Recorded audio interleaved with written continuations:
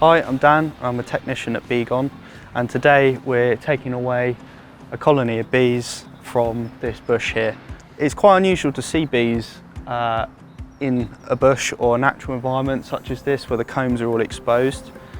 This is normally the case of a swarm during the summer where it's swarming season, leaving the original nest where it splits, and then they fly over and land somewhere temporarily until they find a new place to recolonise. In this case, I believe what's happened is the swarm hasn't found anywhere to recolonise and has decided to build emergency comb, which normally is only about the size of my palm. But in this case, they've actually decided to stay here and build multiple combs. Normally you would see combs like this hanging from caves. Sometimes you would see them in rotten trees, but unfortunately due to mankind moving on and evolving, building cities and towns, a lot of those natural caves and trees are not there anymore. So this is why you get things like this. So also the reason why we're here taking these bees out, as you can see there's a public footpath going up towards a school, and there's gardens here as well.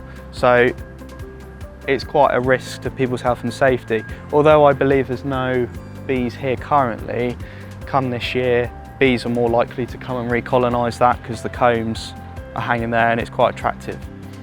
Unfortunately, I believe these bees have died due to the cold because the combs are fully exposed to all the elements. With the bees that are there, that I can see, the ones that have died, I believe these probably were active maybe last week, but we had a cold snap which may have finished them off. What can also happen to maintain the heat, they need to eat a lot of honey to keep their energy up, and if their stores run out and they haven't been able to go and forage for more, which they can't during winter, then the bees will simply starve to death as well. So they had everything against them. We're going to start taking away some of the bush and then expose the combs one by one, and once we have a look at the combs we can distinguish what the cause of them either dying or they could even be alive as well. You never know. The reason the comb looks like that is simply because there's no real way the bees actually have a way of structure. So if they're in your chimney or your cavity wall, normally the dimensions of where they're building in is quite symmetrical and it's quite square. So therefore the bees normally have a guide to follow. With this, they're just simply hanging and they're following their own combs in situ.